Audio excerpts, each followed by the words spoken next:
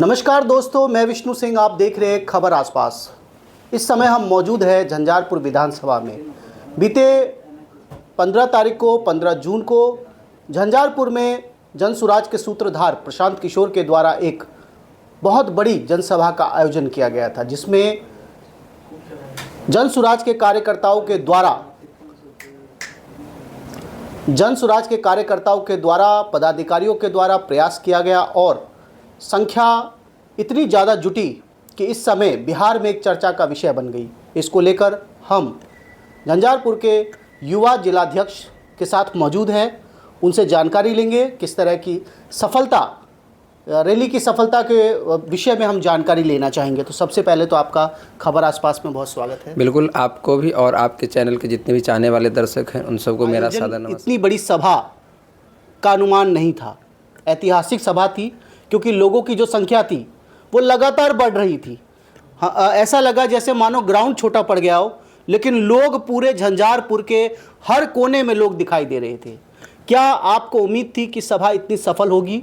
क्योंकि आज न केवल प्रशांत किशोर बल्कि अलग अलग प्लेटफॉर्म से सब जगह से सूचनाएं आ रही है कि सभा काफ़ी सफल रही।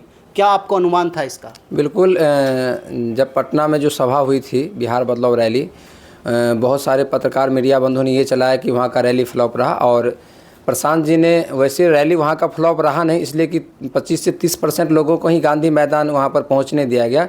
बाकी 70% लोगों को रास्ते में ही रोक दिया गया जाम के वजह से, जिसकी वजह से लोग वहाँ नहीं जा पहुँचे।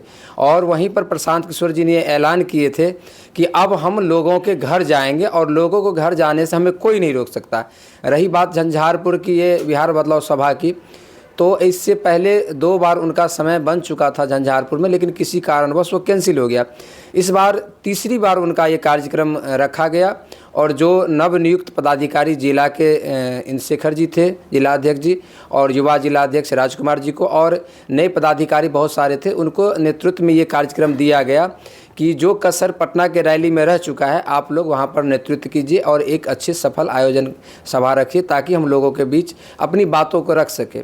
रही बात झंझारपुर की, तो हम लोगों का ये अनुमान था कि 20 से 25 हज़ार लोग आएंगे, लेकिन जैसे ही हम लोग 4-5 दिन जो प्रचार की प्रक्रिया चलाए गांव-गांव में, ऑटो के माध्यम से, डीजे के माध्यम से, और अपने कार्यकर्ताओं को मोबाइल से, व्हाट्सएप से, ग्रुप के माध्यम से, फेसबुक के माध्यम से, जैसे वो सूचना हो, जहां जैसे लोगों को सूचना मिला, लोग अपना गाड़ी करके, अपना संसाधन करके इस सभा में लगभग हमको लगता है कि 1 लाख से कम लोग नहीं शायद पहुँचे थे।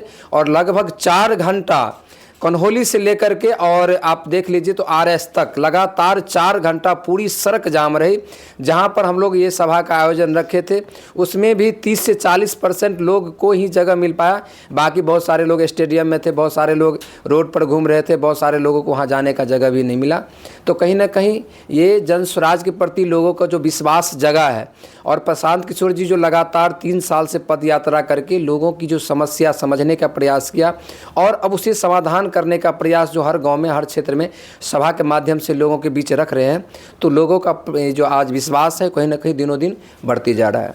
अच्छा, जिस तरह से देखा जाता है झंझारपुर हमेशा से ही बड़े बड़े नेताओं का आगमन रहा यहाँ पर, फिर चाहे वो प्रधानमंत्री मोदी जी का भी बीते दिनों में आगमन था, इससे पहले अमित शाह का रहा, निर्मला सीतारमण जी का रहा, इस समय प्रशांत किशोर भी आए। तो कहीं ना कहीं राजनीतिक पार्टी अपनी शुरुआत, या कह सकते हैं हम कि कहीं ना कहीं मिथिलांचल में झंझारपुर आज इस समय एक चर्चा का विषय है, क्योंकि सभी सबसे पहले झंझारपुर जरूर आते हैं। झंझारपुर के विषय में क्या कहेंगे? झंझारपुर, बिल्कुल, झंझारपुर मिथिला का वो धरती है।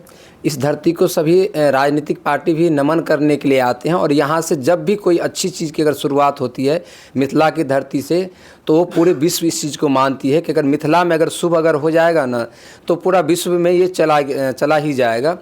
तो अलग अलग पार्टियां आती है, और उसी के संदर्भ में हमारे आदरणीय प्रशांत किशोर जी बोले कि हमें भी जनस्वराज के संगठन के माध्यम से एक वहाँ पर कार्यक्रम रखना है, और वो हम लोग रखे भी और एक सफल भी रहा।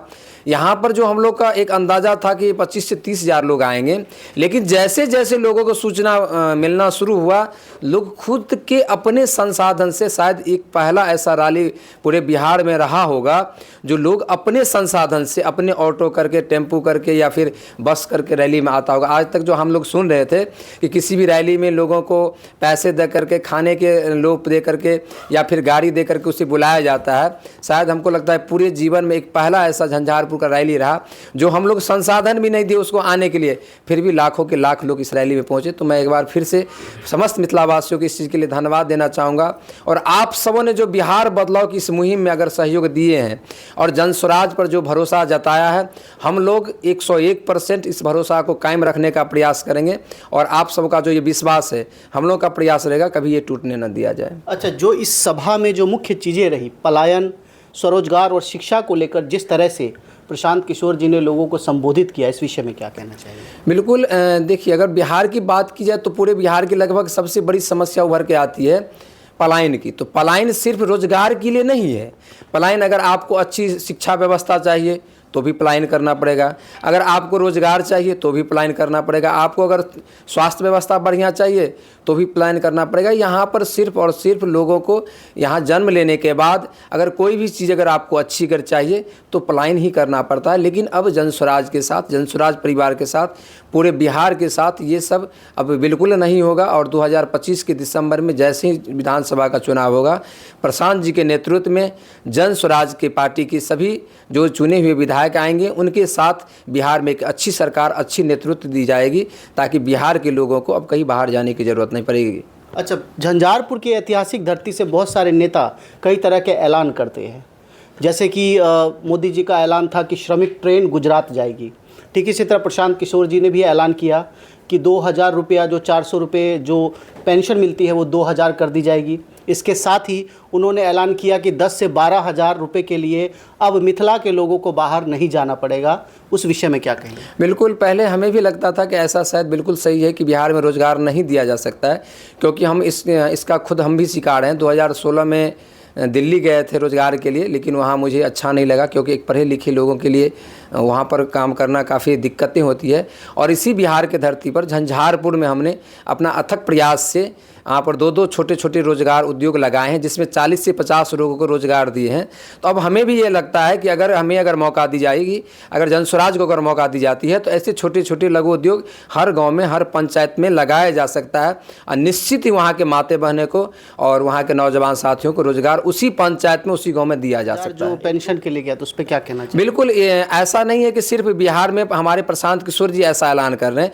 बहुत सारे राज्य बहुत पहले से 2000-2500 रुपये का वृद्धा पेंशन दे रहा है। इस चीज़ में हम एक चीज़ और जोड़ना चाहेंगे कि पहले लोगों का उम्र था 100 साल, तो 60 साल में वृद्धा पेंशन चालू होता था, वो दिक्कतें नहीं आती थी। लेकिन अब क्या है ना कि लोग 45-50 साल, लेटेस्ट 55 साल जाते जाते उनकी कमर झुक जाती है।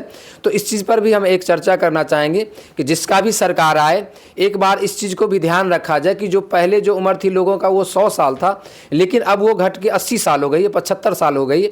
तो वृद्धा पेंशन का उम्र घटाया जाए और वृद्धा पेंशन भी बढ़ाया जाए। बहुत बहुत धन्यवाद।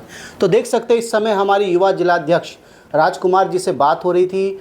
जन स्वराज में लगातार कर्मठ कार्यकर्ता है, इनके आप सामाजिक कार्य लगातार देखते ही होंगे। और जिस प्रकार से झंझारपुर में केजरीवाल +2 उच्च विद्यालय में जिस प्रकार की जनसभा हुई है, निश्चित रूप से ये एक संदेश है उन लोगों के लिए कि सरकार परिवर्तन की ओर बढ़ रही है। और बिहार बदलाव यात्रा भी के तहत ये रैली की गई थी। तो उम्मीद करेंगे इस तरह की जानकारी आपको लगातार दिखाते रहे, कि इसके लिए लगातार देखते रहे खबर आसपास। जय हिंद, जय भारत।